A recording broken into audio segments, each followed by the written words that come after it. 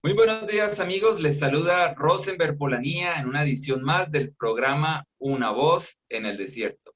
Es un gusto estar con ustedes en esta cita que el Señor nos concede gracias a lo que dice el Salmo 104, el que hace a los vientos sus mensajeros.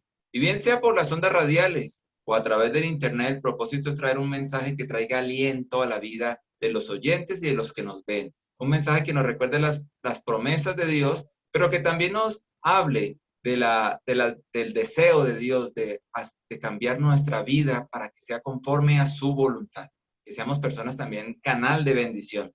Y les recuerdo, tenemos una página en internet, unavozeneldesierto.org. Allí puede conocer un poco más de nosotros, de la red de emisoras AM y FM por las cuales se transmite este programa y de nuestras redes sociales en el internet. Bueno, y hoy tengo una visita especial desde Nueva York. Tengo al mayor Alberto Suárez. Él está adscrito al Ministerio de Salvación, al Ejército de Salvación. Bueno, él también es pastor, por supuesto. Muchas gracias por aceptar esta invitación, Alberto. No, el placer es mío, hermano. El placer es mío. Muy alegre de poder estar aquí contigo compartiendo un rato con la audiencia tuya, por supuesto. Bueno, gracias. Alberto es, como les dije, adscrito al Ejército de Salvación. Ahí incluso está con el uniforme. Así Bueno, es. después de tantos años, ¿a los cuántos años de estar vinculado se va ascendiendo? ¿Cómo funciona ese proceso a propósito? Bueno, los rangos realmente solo hablan hasta de la experiencia, ¿no? Del tiempo. Los primeros 5 años, se toma 5 años. Bueno, se comienza como un estudiante, lo que nosotros llamamos un cadete. Pasa 2 años de formación aquí en el colegio nuestro, donde justamente lo que vamos a hablar un poco de la integración, donde se le comienza a entrenar al joven en el ministerio dual de predicar el evangelio y de atender a las necesidades de la sociedad, de los seres humanos, ¿no? Los que están marginados, los pobres, etcétera, etcétera. Y luego de esos 2 años se gradúan de acá, o como le llamamos nosotros, se comisionan como oficiales, en este caso como pastores o tenientes, y ahí así están por 5 años. En esos 5 años están ellos tomando clases de educación y después del segundo año en el campo tienen que regresar a la Universidad de Asbury a tiempo parcial mientras hacen el ministerio para seguir educándose. Este proceso nunca se detiene. Justamente tú y yo nos conocimos estudiando. Yo tengo 61 años y terminando el máster. Siempre estamos tratando de prepararnos, de combinar, de integrar la parte evangélica con la parte social, que para nosotros realmente es la misma. No hay separación entre una cosa y la otra. Después de 5 años como teniente, un pastor joven, entonces ya con un poquito más de experiencia, ya se le llaman capitán o capitanes, y son más de uno, y así están otros 15 años. Y luego ya entonces son mayores. Y ya después de ahí, poquitos que llegan, teniente coronel o coronel, ya son posiciones más administrativas, ¿no? Pero realmente de teniente a mayor es lo normal. Lo demás ya son posiciones, estás encargado de otras cosas que yo ni me quiero complicar con eso. Bueno, y hoy precisamente vamos a hablar de la integración del Evangelio. El Ministerio de Salvación tiene una particularidad muy especial, es muy diferente, tiene un renombre, obviamente ya ha ganado una reputación por su obra social, pero hoy me pareció muy importante invitar hoy a Alberto para que nos hablara de cuál es el sello característico del Ejército de Salvación. Uno lo escucha mucho incluso en películas americanas Sí, cuando van a regalar cosas, llamemos al Army, al Salvation Army.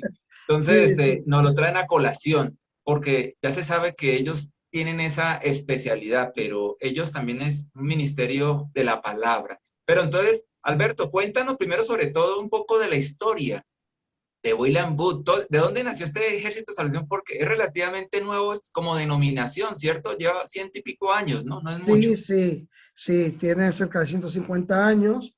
Nacemos en Londres, en Inglaterra, y nace de una manera, digo yo, orgánica, orgánica entre comillas, porque realmente es el plan de Dios. William Booth y su esposa Catalina nunca intentaron crear otra iglesia, otra denominación. Nunca fue su intención. Lo que sucede es que él tenía ese deseo de por las misiones, el evangelismo, y justamente después de estar predicando, está de regreso a casa, ya es tarde de noche, está caminando, y ve a unos hombres que están hablando, y se detiene a escuchar a estos hombres, y cuando terminan de hablar le dicen, le damos la palabra a usted, y comienza él aprovecha cualquier oportunidad a predicarle a estos hombres que estaban allí. Y entonces uno le dice, oiga, nosotros tenemos unos servicios religiosos en una carpa en tal cementerio. Ya no es un cementerio activo, entonces ahí pusimos una carpa. Imagínate el comienzo. Y entonces dice, el líder nuestro está muy enfermo y necesitamos una persona que venga el domingo a predicar. Entonces William Booth dice, bueno, vamos a aceptar la invitación. Y ahí llega a ese lugar, predica, termina de predicar, y ahí justamente nace el Ejército de Salvación, sin ninguna intención. ¿Por qué? Porque comienza la gente a convertirse. Pero el problema es que en la época victoriana había mucha separación entre los que tenían y los que no tenían. Estas personas eran realmente desamparadas y el alcohol era algo que para ahogarse las penas, la falta de empleo, la manera que no podían alimentar a sus familias, estaban completamente desahuciados muchas de estas personas, pues el alcohol era el aliciente de ellos y justamente William Booth los invitaba a la congregación a la que él pertenecía y entonces allá los ponían en el banco de atrás, en el último banco, y usted todavía puede ver la foto, la gente con sus pañuelos en la nariz, lo que tenían, especialmente las señoras, tenían en el pañuelo perfume para no oler el mal olor de los nuevos convertidos. Y William Booth se dio cuenta que esto no iba a funcionar. Dice, no, Sí. pero si vamos a hacer acepción de personas, entonces no estamos teniendo un ministerio integral. No estamos creyendo que realmente Cristo murió por todos, sino que murió por los escogidos, aquellos que son más pudientes, ¿no?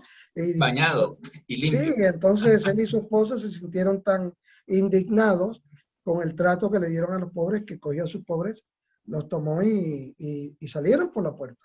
Contrario a Entonces, lo que dice Santiago, ¿no? Santiago habla de eso específicamente, ¿no? sí, Del sí, sí, trato a los ricos y a los pobres, ¿no? sí, sí, sí, la Biblia es clara, o sea, lo que pasa es que a veces nosotros, y digo nosotros porque la realidad es que como cristianos a veces tenemos esos prejuicios.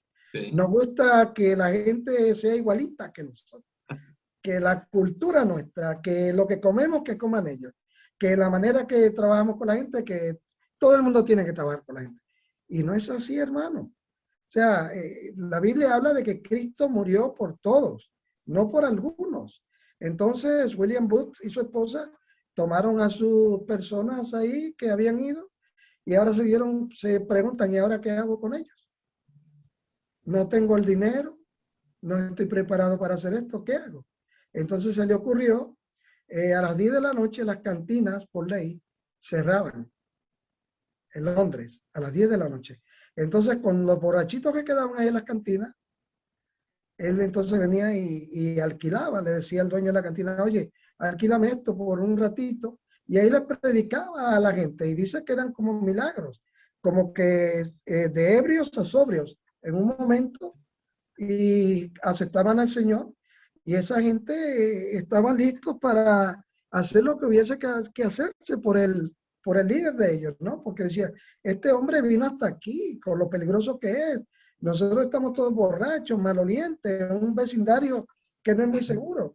Y de tarde de noche, que aquí no hay protección policíaca para nadie. Y pues hay que seguir a este líder, ¿no? Y así nace la obra nuestra del Ejército de Salvación. Eh, Otra historia, si no te molesta, te cuento otra. Sí. Un día, él quería que el hijo de él de 12 años, Bramwell, eh, aprendiera estos principios. Y entonces se lo lleva con él todo el día, él se ha estado predicando, porque él predicaba múltiples sermones en distintos lugares el mismo día. Y un día, después de terminar de predicar, ya era un domingo tarde, tiene a su niño de 12 años con él, y de camino ya varios pies, metros, de donde había terminado de predicar, con su hijo en la mano de 12 años, ve una cantina abierta y ve esos borrachitos y el hijo se puso medio nervioso por lo que vio y le dice, Bramwell, esta es nuestra gente. Y el hijo Jazz, que más tarde fue líder internacional del Salvation Army, ahora como hombre adulto, nunca olvida esa experiencia. Esa es nuestra gente. Esa es la vocación que yo tengo, la que yo siento, Correcto, ¿no? correcto. No, yo sé que el Señor trabaja en todos los lugares, en todos los ministerios, que el Espíritu de Dios no tiene las limitaciones de tiempo y espacio que tenemos nosotros, pero yo sí creo fervientemente en un ministerio integral, ¿verdad? O como un moto nuestro, un proverbio nuestro que dice con el corazón a Dios y la mano hacia el hombre. Y como el fundador nuestro decía, que no se le podía llevar la palabra de Dios a alguien que tenía el estómago vacío. Entonces nosotros creemos que es importante que podamos combinar, que podamos hacer un ministerio dual, pero hacerlo uno solo, que no hagamos diferencia, que tan valioso para Cristo es aquel que no tiene como aquel que tiene. Entonces, que el que tiene, que tal vez se integre un poquito con los recursos que no tiene, y que el que no tiene, que se integre con la capacidad que tiene de decir, el corazón mío pertenece 100% a la obra del Señor. No tengo oro, no tengo plata, pero tengo mis manos, tengo mis pies, tengo el deseo de servir al Señor. No hay excusa. Estamos en una lucha contra el mal, estamos en una lucha contra el pecado y no hay excusa en esto, hermano. Que yo no puedo porque no tengo, no hay excusa. El Señor nos puede usar. O que yo tengo mucho, tampoco. Comparte un poco de lo que tienes. En esto no pueden haber personas neutrales. En el Evangelio de Jesucristo, la neutralidad no es posible. Correcto. No lo es. Alberto, de esto vamos a hablar hoy, que el público conozca, porque a veces entendemos que el evangelio, no, a veces se cree que el evangelio es solamente predicar, hay que salvar las almas para el más allá. Porque Cristo murió fue por nuestros pecados, y Cristo no murió para darnos una casa, un auto, y a veces se distorsiona el propósito del evangelio. Claro. Pero Cristo en la palabra da muchos ejemplos de que Él está interesado también en el más acá. Sí. Una vez le escuché a un prominente líder carismático aquí en mi país que le preguntaba a otro líder que por qué no tenía orfanatos, que por qué no hacía obra social, y él contestó, porque Dios me llamó fue a salvar almas. Y me parece una respuesta muy mediocre y pobre y negligente. Y por eso me parece que el ministerio del Ejército de Salvación es un buen modelo para enseñarnos, porque tú vas a compartir hoy de esas experiencias incluso de que Dios respalda, ¿cierto?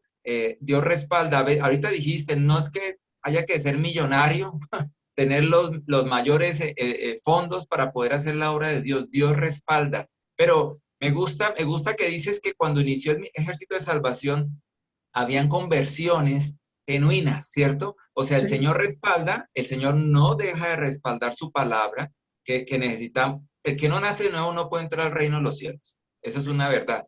Pero cuando nacimos de nuevo, fuimos salvos para buenas obras, las Sí. cuales Sí. Dios preparó de antemano. Y esas buenas obras es amar al prójimo. Entonces, cuéntanos, Alberto, el sustento bíblico también de por qué es que hay que hacer lo que ustedes hacen, ¿cierto? Sin demeritar a los que no lo hacen tanto, pero que sea un buen modelo para todos aquellos ministerios que quieren también encontrar ese deseo de hacer la voluntad completa de Dios. Mira, hermano Rosenberg, si miras desde el Antiguo Testamento, una de las quejas principales de Dios, que siempre son profetas, fueron contra los terratenientes. Si mira bien eso, aquellos que tenían tierras manipulaban, hacían lo que tenían que hacer para robarle la tierra a los pobres. Y lo hacían sin ningún tipo de reservación. Por un lado, eran creyentes y hacedores de la ley. Fíjate, o sea, el día de reposo lo mantenía. Todos se sabían la ley, como decimos en mi tierra, en Puerto Rico, se conocían la ley de rabo a cabo. Se la conocían completamente. Pero no se lo pensaban dos veces para robarle las tierras a los pobres. Jesucristo habla de eso en el Nuevo Testamento, pero en el Antiguo Testamento ya había unos principios. De hecho, llevó el tiempo del jubileo donde dice, cuando llegue este año hay que perdonar las deudas de esta gente, devolverle lo que era de ellos. Hay que, eso está ahí desde el principio. O sea, Dios es un Dios de justicia. Dios no cree en la injusticia. Y no podemos decir que vamos a mirar del otro lado, porque solamente lo que nos interesa es el alma de esa persona. Porque entonces estaríamos negando el propósito de Dios de que nos creó como seres completos. Tenemos un alma, tenemos un espíritu, tenemos un cuerpo y tenemos una mente. Cuando decimos yo solamente quiero salvar el alma, ¿qué pasa con el espíritu de esa persona? ¿Qué pasa con el cuerpo de esa persona? ¿Y qué pasa con la mente de esa persona? No es bíblico, hermano. No es bíblico realmente. El ejemplo que tú estás exponiendo es el más común que yo he encontrado. No, a mí a eso, que Dios lo bendiga a ellos, pero a eso no me llamó Dios. A mí. A eso no me llamó Dios. Y a mí eso realmente me molesta, porque yo digo, pero hermano, si usted sabe que alguien tiene una necesidad y usted tiene la oportunidad de ayudar, ¿por qué no hacerlo? Fíjese, hasta la cosa más increíble, la hija mía, que obviamente nació y se crió con nosotros, ella se casó con un irlandés para Irlanda del Norte. Y llegó allí y el Señor la llevó a un lugar que no tiene nada que ver con la denominación nuestra, ¿no? Llegó allí un día, está sentada afuera, ve que dice iglesia, ni me acuerdo, y estaba allá afuera con el esposo esperando a que abrieran. Abren el lugar y viene el pastor y la esposa del pastor, jovencito. Ya, hoy tenemos congregación. Esa gente llevaban ahí 3 meses fielmente, ese pastor y esa pastora ahí, fielmente. Y nunca venía nadie. Y ese domingo, la primera persona que llega ahí es mi hija. Después que lleva un año, más de un año y algo, distinto a lo nuestro, se comienzan a acercar profesionales, médicos, abogados, ingenieros, arquitectos, incluyendo al esposo de mi hija, que es un médico. Entonces ya te puedes imaginar que la entrada de dinero es muy distinta que la que va a entrar en una de mis congregaciones. Claro. Estoy trabajando con los pobres, claro. Pero mi hija, que tiene eso en la sangre, como decimos nosotros, le dice al pastor, óyeme, el Señor está bendiciendo este ministerio, pero yo he notado que aquí alrededor hay mucha pobreza. Y dice, no, pero lo mismo que estás comentando.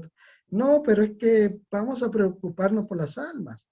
Bueno, mi hija se lo peleó, hasta que no tan solamente le permitió que se designaran fondos para comprar alimentos para los pobres, sino que permitió que se uniera a ese ministerio, a otro ministerio más pudiente, para enviar dinero a las misiones a África. Y entonces comenzaron a enviar equipos de personas de 4, de 6 a África para ayudar, ¿no? Y yo digo, ahí está la prueba.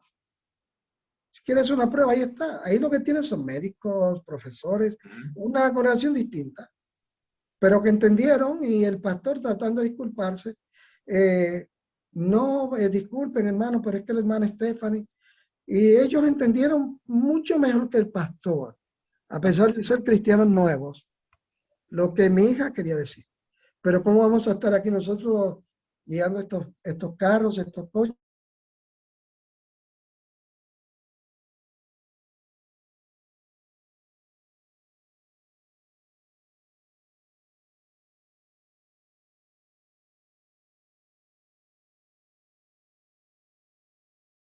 Aseos amigos con riquezas injustas, porque las riquezas son injustas, porque están desbalanceadas, para que cuando estas sucedan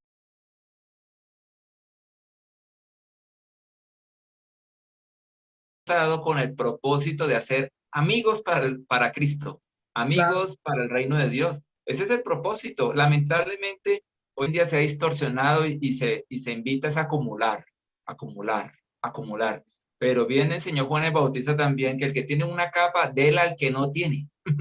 Entonces, ese es un buen testimonio de que si la iglesia nuestra o la congregación nuestra está siendo bendecida, ¿cierto? No es para llenarnos, sino es para dar, ser ese Sí. manantial. Continúa, Alberto.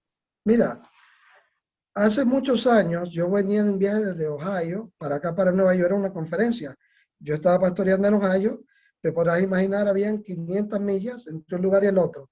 Y en aquel tiempo el límite de velocidad eran 55 millas por hora. Hermano, me tomaba 10, 11 horas en llegar acá.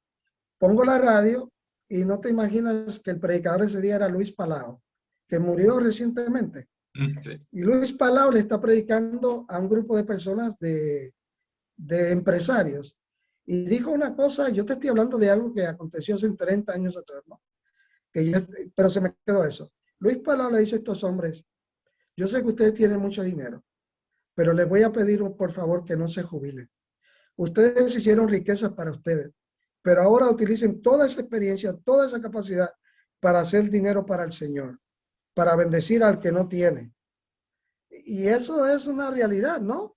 No te retires ahora, me voy a comprar mi casa grande, mi avión, me voy a Para la pasar el Florida. resto de mi vida jugando golf. No, hermano, jugando golf, no, juegue golf 1 o 2 veces a la semana. Pero acuérdense que hay personas que no tienen ni para recostar la cabeza en un campo de golf. Entonces, un poquito de piedad por aquellos que, por los que Cristo murió, que dice la palabra que hemos sido creados a su imagen y semejanza. Y nos habla que el Hijo del Hombre no tuvo dónde recostar su cabeza. Entonces, por favor, vamos a ser un poquito de más sensitivos a esto, ¿no? Ah, así que yo sí creo en el ministerio integral, la dualidad del ministerio. Yo creo que tenemos una responsabilidad con eso, todos nosotros. Y fíjate, lo que yo escuché una vez y siempre digo, cuando nosotros diezmamos y en eso también vemos la misericordia de Dios, porque Él es tan bueno que nos permite quedarnos con el 90% de nuestros ingresos y Él se queda con 10. Y ese 10% van a las congregaciones locales y tú pones 10% de este, del otro y las ofrendas. ¿Y qué vas a hacer con eso, hermano? Después que pagas las cosas básicas, que si tienes que pagar el alquiler del local o el seguro del local o tienes que pagar la electricidad o lo que sea, ¿qué haces con el resto de ese dinero, hermano? Cuando alrededor tuyo hay personas que puedes bendecir. Una cosa tan sencilla, hacer un comedor que venga un par de días a la semana, por lo menos a tener por lo menos un almuerzo, hermano. Hay personas que a veces se van de las 3 comidas se pierden 2 porque no pueden, porque no tienen. Imagínate, porque no tienen. Y Alberto, y es que el Señor Jesús dijo o recordó, pobres siempre tendréis en la tierra. Pero cuando él dijo eso, no es para que nosotros digamos, ah, bueno, yo no puedo cambiar la sociedad, pero tenemos que ser una luz en medio de las tinieblas, llámese indiferencia. Pero a veces es triste, a veces los cristianos somos más indiferentes, más indolentes. Y a veces uno ve en las noticias, pasa en mi país, que la gente que no es creyente tiene más compasión del pueblo. A Sí, veces la gente, y me tengo aquí en mi mente un recuerdo de modelos, cantantes, actrices que crean obra social. Y me pregunto yo, pero ¿por qué las iglesias que tienen los fondos, por qué no hacen lo mismo?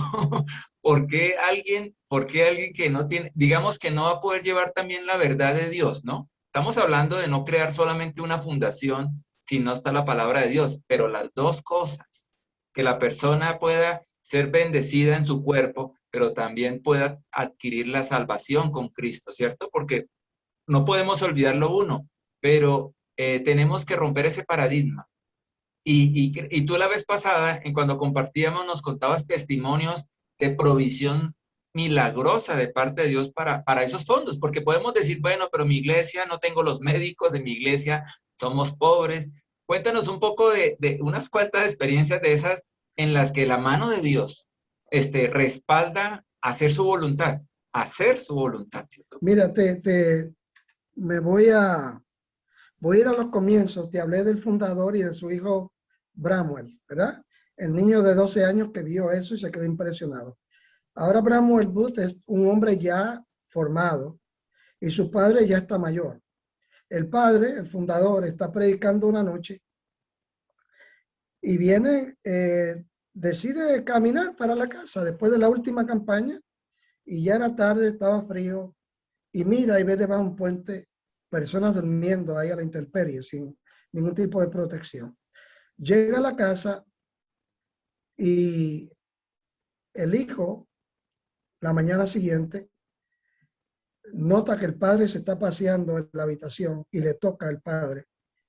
Y el padre, el fundador, está despeinado y le dice, Bramwell, ¿tú sabías que hay gente que está durmiendo debajo de un puente con el frío que hace, desamparado? Y dice, sí, yo lo sabía. Le dice, ¿y por qué no hiciste algo? Y le dice, padre, porque no tenemos los fondos, porque son demasiado de gente, porque no los podemos ayudar a todos. ¿Sabes lo que le contestó? Todas esas son excusas. Dios te ha dado la capacidad y la creatividad para responsabilizarse por esa gente. Usted haga lo que tenga que hacer, pero usted ayude a esos pobres. ¿Te imaginas cómo sale el hijo de la habitación del padre con esa presión? El padre no iba a aceptar que no los iba a dejar en la calle. Y yo te estaba comentando de algunas de estas experiencias que he tenido y voy a la que compartí contigo, de que necesitábamos unos fondos porque teníamos un albergue para mujeres y niños. Y era un presupuesto de varios millones de dólares y no teníamos, no se pueden sacar de la nada. Entonces, había un señor que tenía no sé cómo le llaman ustedes a los dealers de carros. A los vendedores de carros. Sí, donde tienen todos estos carros para vender. Y este señor, pues una vez al año, él dedicaba, creo que eran 3 o 4 días, para escuchar a todas las organizaciones que vinieran y al final ayudaba a 8 o 10 organizaciones con fondos y normalmente lo máximo eran de $1,000, $1,500 para cada una. Entonces, pues el día yo le dije a un empleado que tenía, vamos a escribirle, vamos a ir allá. Bueno, se le escribió, el hombre respondió, vengan tal día, tienen 15 minutos para exponer su causa. Llegamos nosotros, nos hicieron pasar, estábamos en la sala de espera y había un señor allí con unas estadísticas profesionales, bien trajeado, lo último, ¿no? Y era un experto en estadística y daba estadística. Y yo escuchando toda la conversación y le digo al que estaba conmigo aquí, no olvídate que no hay para nosotros. Este hombre se va a quedar con todos y es un experto y tan elegante. Le digo Buen yo, vendedor. un buen vendedor tremendo, en el mercadeo era un experto. Y cuando me viro, veo una foto de este hombre que está ahí con un palo de golf, lo que le dicen aquel club de golf, y me doy cuenta que la grama, la hierba está bien verdecita, que es esa grama de Europa donde llueve mucho, que se pone bien verdecita. Y entonces yo le dije a Mike, al muchacho que andaba conmigo, yo sé por dónde yo voy a ir, yo le voy a hablar de esa foto. Me dice, pero mayor, si tenemos 15 minutos, ¿por qué le voy a hablar de una foto? Y digo, déjame así. Y después cuando yo termine, entonces tú dame 5 minutos y después tú tienes 10 minutos para las estadísticas, le digo yo. Y le digo, señor, yo no voy a competir con este hombre, pero este hombre no puede competir contigo. Eso es así de sencillo.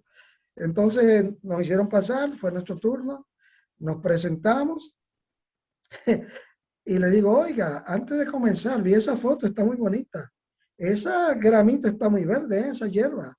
Me dice, sí, esa hierba fue que estábamos en Gales. Me fui una semana con mi esposa de vacaciones y aproveché porque soy un aficionado del golf y estaba jugando golf. Me dice, pero lo que usted no sabe es lo que le voy a contar ahora. Estaba yo en esas vacaciones y cuando venimos de vuelta, justamente es el 11 de septiembre, donde había pasado aquella emergencia que volaron las Torres Gemelas, los terroristas, y entonces nos desviaron a Canadá, cerraron el paso, el tráfico aéreo en los Estados Unidos y nos desviaron a Canadá, a la nación de Canadá. Y entonces a nosotros nos aterrizaron en un lugar que era bastante retirado de todo y ahí nos dividieron para distintas organizaciones. Dice, a mí me enviaron a la organización de ustedes. El 11 de septiembre, en la organización de ustedes no. Y ahí nos dieron donde bañarnos, donde comer, nos dieron ropa para cambiarnos, nos pusieron en un lugar para dormir. Y yo siempre me quedé con eso en la mente, ¿cómo yo les podré pagar a esa gente? Cuando usted nos escribió, yo dije, gracias Señor, porque aquí está mi oportunidad de poderle pagar a esta gente. Ese día, el máximo son $1,500.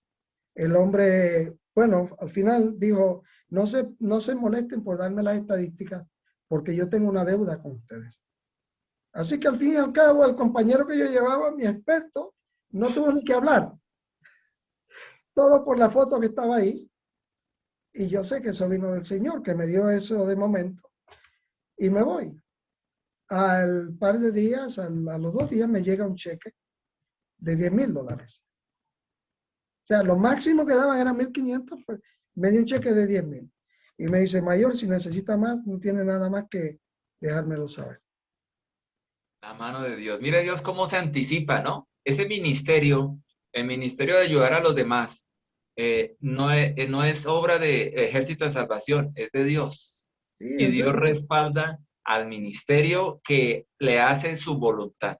Claro. Alberto, ahorita cuéntanos un poco qué hace el Ministerio de Salvación, porque me haces caer en cuenta de que ustedes hacen muchas cosas. Me hablas de albergues, me hablas de mujeres que van a abortar. O sea, cuéntanos un poco de esos diferentes brazos del Evangelio que hay, porque Mira, esas mismas necesidades están en todas las naciones. Cuéntanos. mira, acá en los Estados Unidos, pues hay más recursos que en otros lugares, se pueden hacer más cosas. Pero el principio sigue siendo el mismo, ¿verdad? Se da de lo poco que se tiene y Dios es el responsable de multiplicarlo.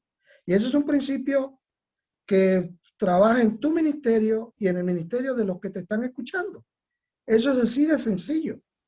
Ese es el principio, que damos mucho de lo poco que tenemos. Es así, hermano. Y el problema ni es suyo ni es mío. El problema es de aquel que está encargado, que es el dueño del oro y de la plata.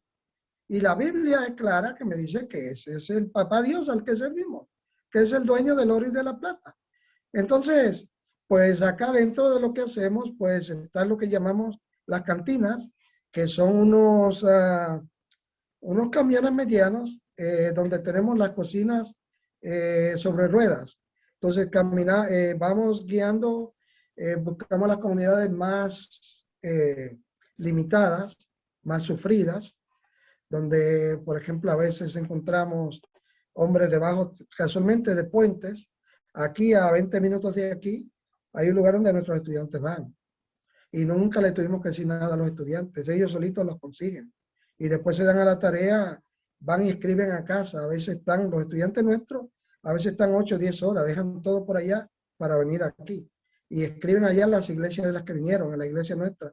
Por favor, mándenme abrigos, mándenme sábanas pesadas, mándenos cosas. Y ellos mismos comienzan a acumular cosas y salen por la cantina mientras están cocinándole a la gente una buena comida con algún tipo de carne, frijoles, arroz, un tipo de refresco, agua.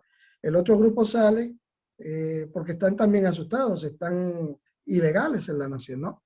No quieren ser deportados. Entonces ellos van donde ellos, les dan los abrigos, le dan las sábanas, le dan almohadas. Los primeros días no quieren salir acá donde están el camión, la cantina, ¿no? La cocina ambulante. Entonces hay que llevarle hasta allá.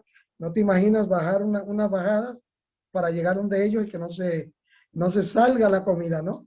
Pero después ellos, después de varias semanas, dicen, no, estas son gente buena. Y comienzan entonces ellos a subir, a esperar que nosotros lleguemos para ayudarles.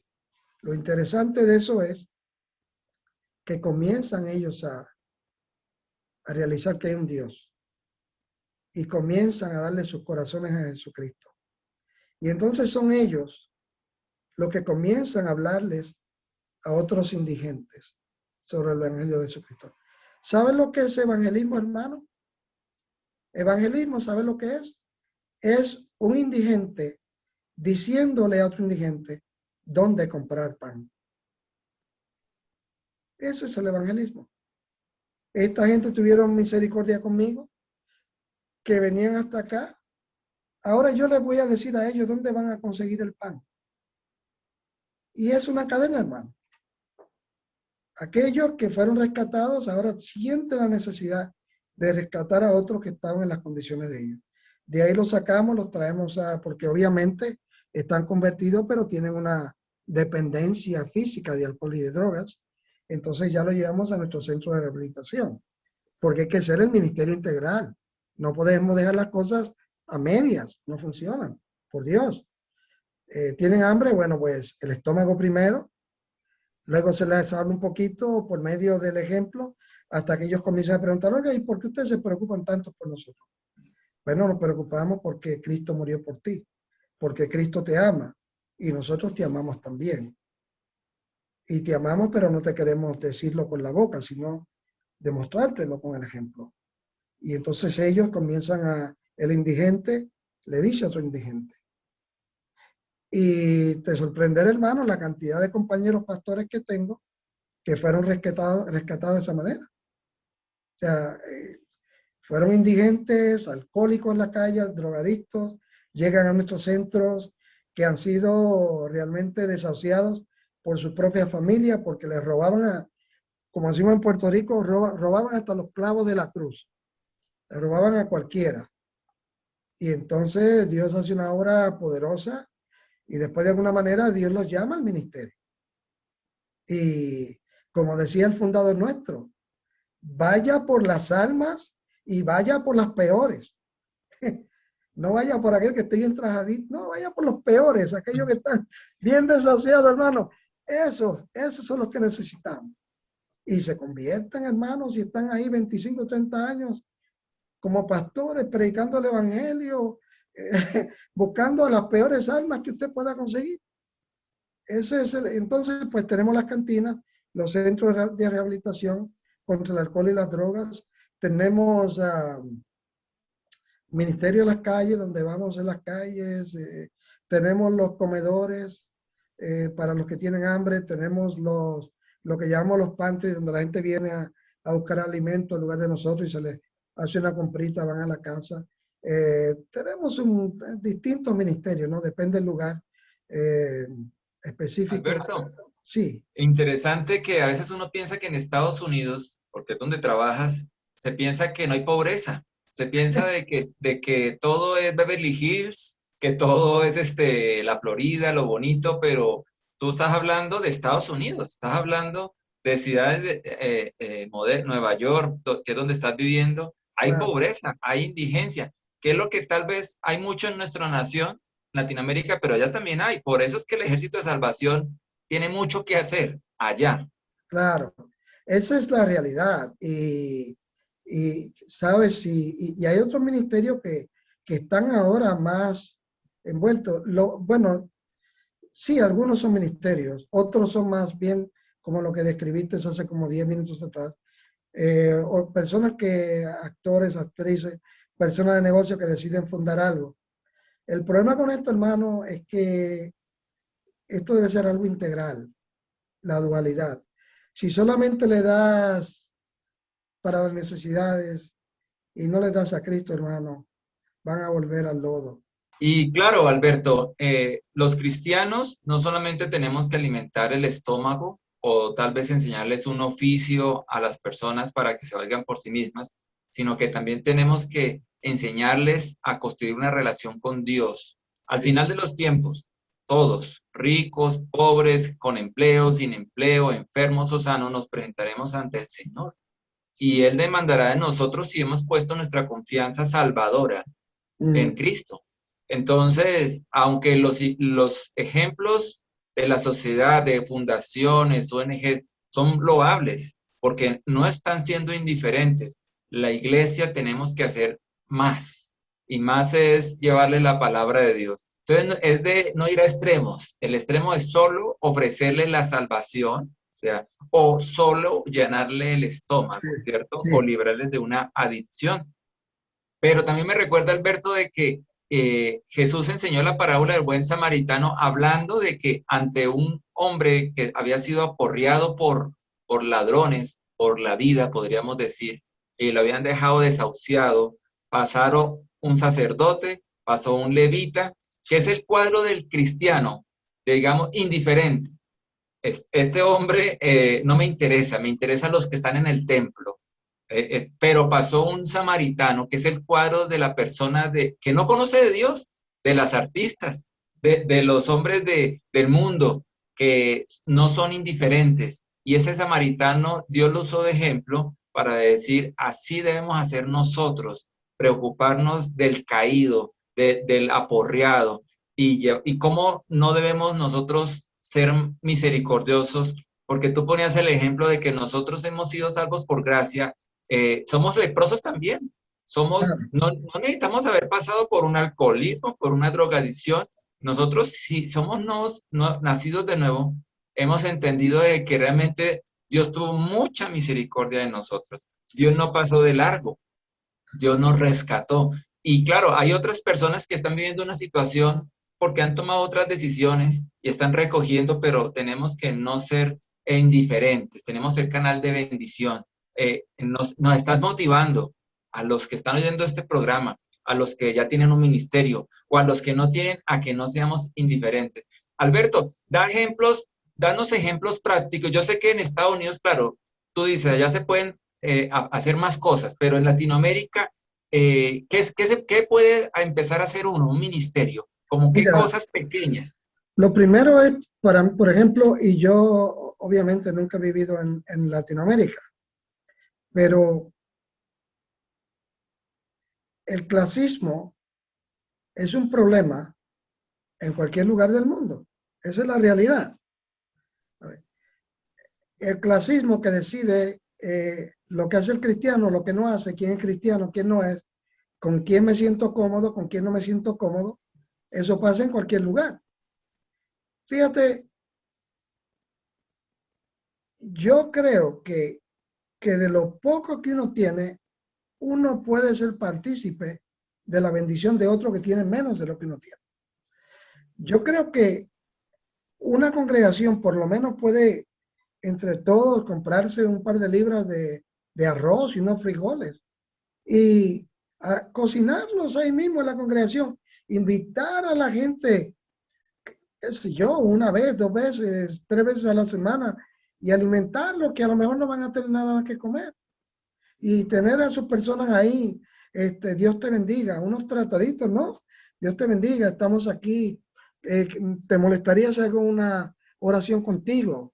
Quisiera orar contigo. Mira, hace muchos años, recientemente había yo llegado de España, de 3 años, sirviendo al Señor en España, y voy a una comunidad y llego allí y hablando de la provisión de Dios.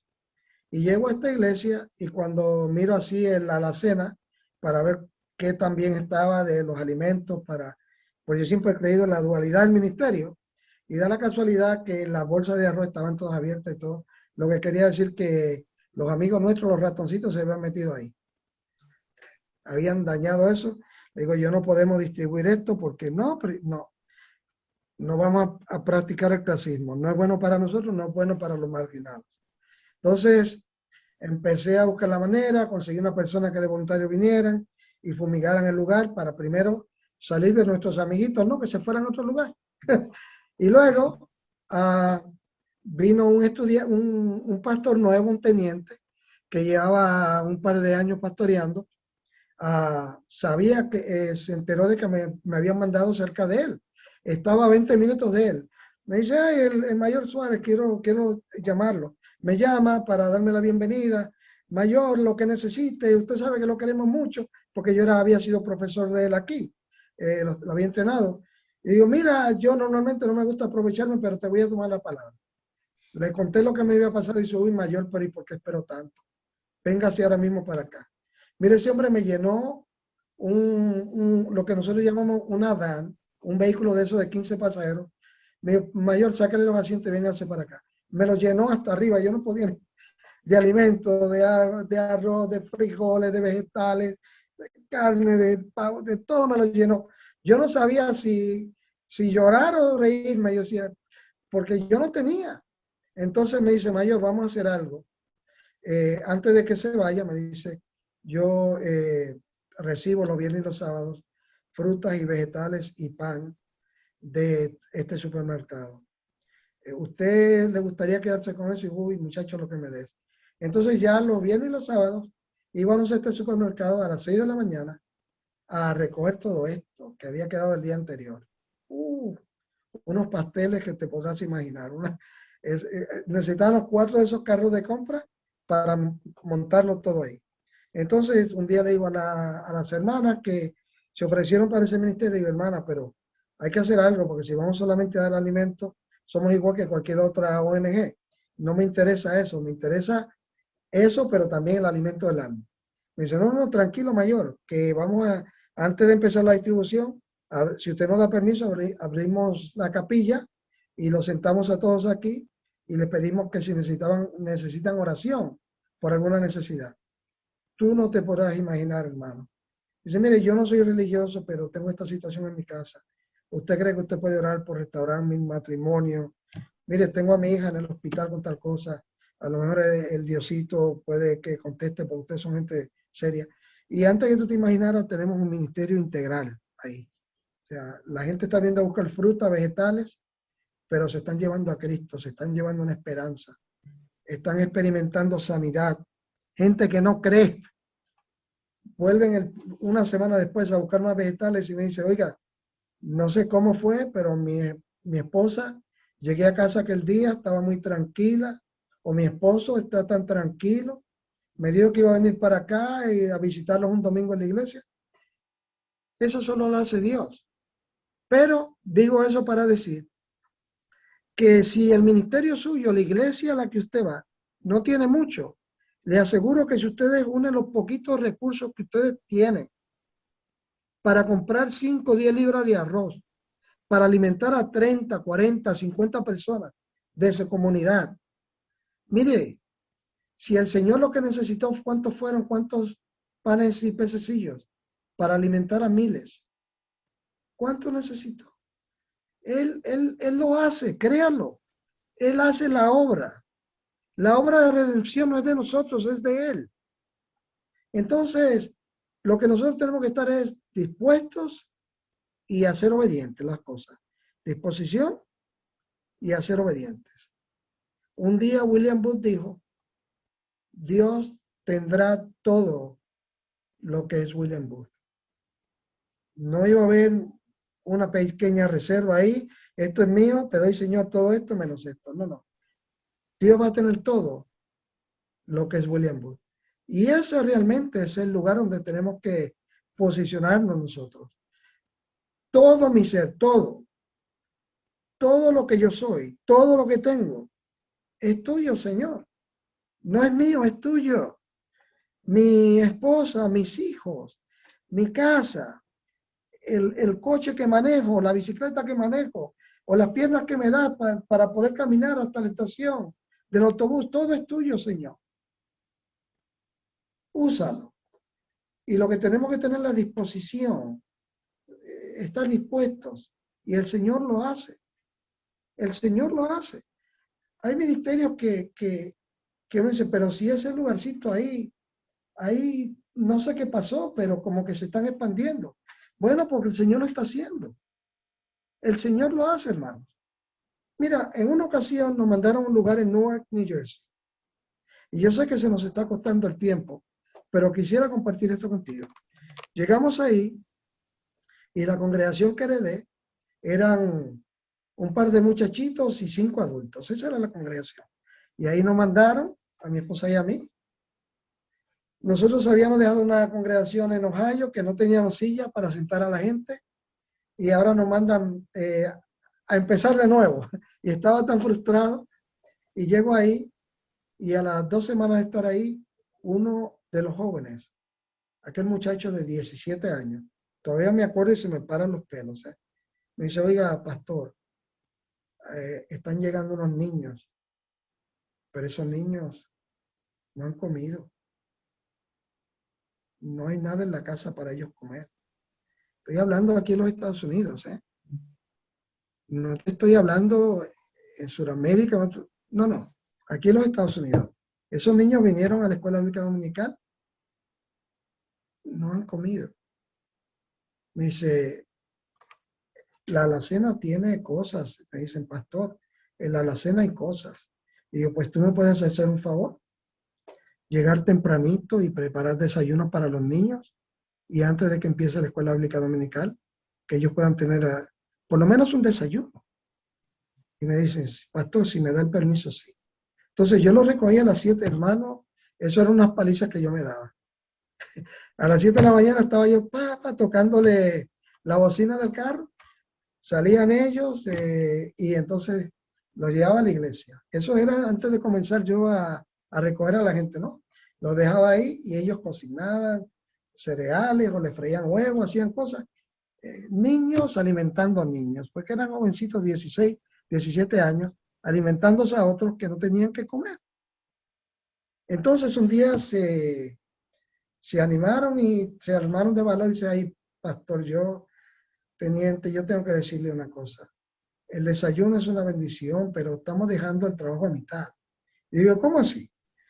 Cuando lleguen a la casa, ¿qué van a almorzar? Y yo le digo, y yo estoy predicando, yo no puedo decir, no, denos permiso, yo me quedo en la primera parte del servicio, de la adoración.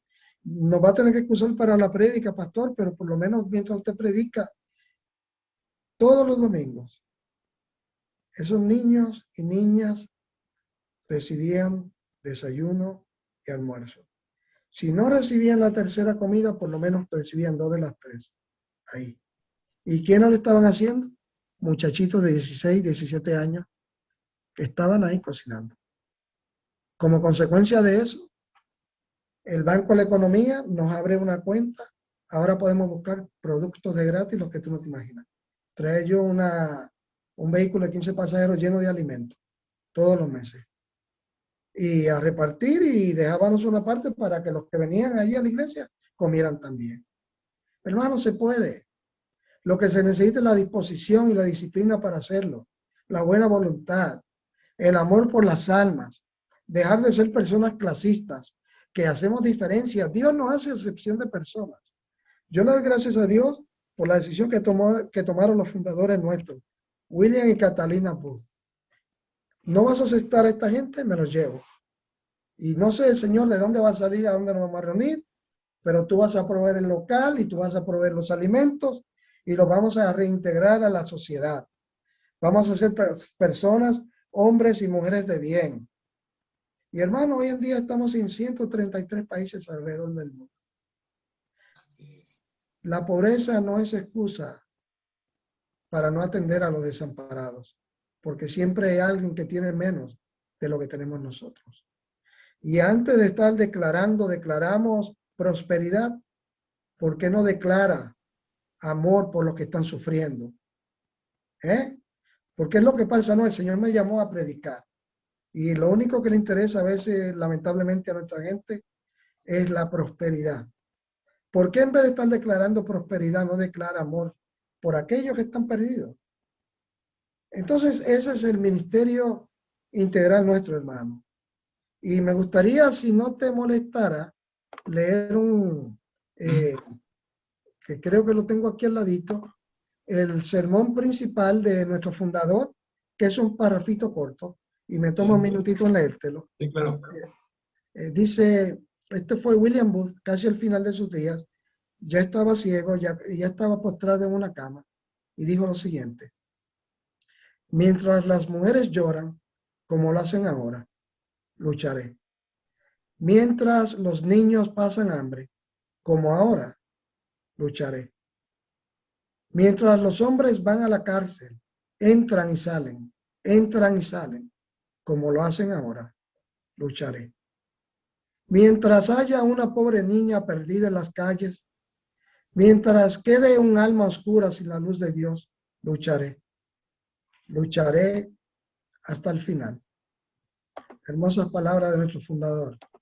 Lucharé hasta el final. Y esa Bien. es mi exhortación a tus seguidores, a aquellos que te pueden ver por tus ondas radiales, por el programa que tienes en la internet, ¿no? En YouTube, aquellos que te pueden escuchar a través de la red. Esa es mi exhortación. El deseo de luchar por los desamparados, de luchar por los que no tienen, aquellos que necesitan la luz de Cristo por un ministerio integral, sin ningún tipo de excusas. Lucharé hasta el final. Muy bien, gracias Alberto, pero no podemos quedarnos sin que nos regales una oración. Ya hemos oído algo que está escrito en la palabra de Dios, ahora nos toca hacerlo, ¿cierto? Que no sea solo oidores, sino hacedores. Regálanos una oración para que Por Dios supuesto. apareje, la mano de Dios esté sobre nosotros, sobre los oyentes, sobre los que quieran empezar a hacer lo que hay que hacer, ¿no? Regálanos esa oración. Amén, amén. Nuestro Señor y Padre nuestro, cuán agradecidos estamos de tu provisión y de tu salvación. Y sin embargo miramos alrededor nuestro y hay tanta necesidad. Y allí donde mi hermano Rosenberg está, y aquellos que lo van a ver más tarde, y aquellos que lo van a escuchar más tarde, y su propio ministerio, y su familia, Señor. Tú eres el Dios del oro y de la plata. Tú eres el Dios que estuvo dispuesto a enviar a su Hijo a sufrir y morir. Él que no conoció el pecado, se hizo pecado por nosotros, pecadores. Yo te pido, Señor, que tú hagas provisión a estos lugares, al ministerio de Rosenberg, de su familia, al vecindario, a las comunidades donde está llegando este mensaje, Señor.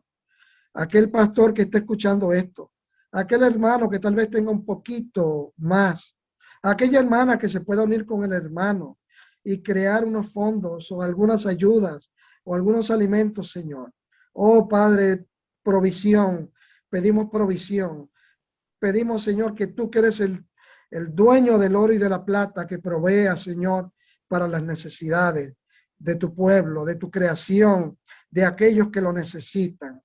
Señor, yo te dejo a mi hermano Rosenberg, a su esposa, a sus hijos, su ministerio, su comunidad en tus manos. Provee, Señor, multiplica para la extensión y para la gloria de tu reino. Tú nunca dejas en vergüenza a tus hijos. Lo creo, lo testifico, lo predico. Así, Señor, por favor, no dejes en vergüenza a mi hermano y a aquellos que te están escuchando. Y lo pedimos no por nuestros méritos, sino por los méritos de aquel que murió por nosotros, por Cristo Jesús, Señor nuestro. Amén y amén. Amén. Dios te bendiga, hermano, y Amén. gracias por la Bueno, oportunidad. gracias, no, gracias el pastor Alberto Suárez del Ministerio de Salvación. Y les invitamos a los que ven este video, suscríbanse a este canal, compartan este mensaje lo necesitamos escuchar todos los hijos de Dios. Ha sido un gusto estar con ustedes y nos encontraremos en nuestro próximo programa. Hasta pronto.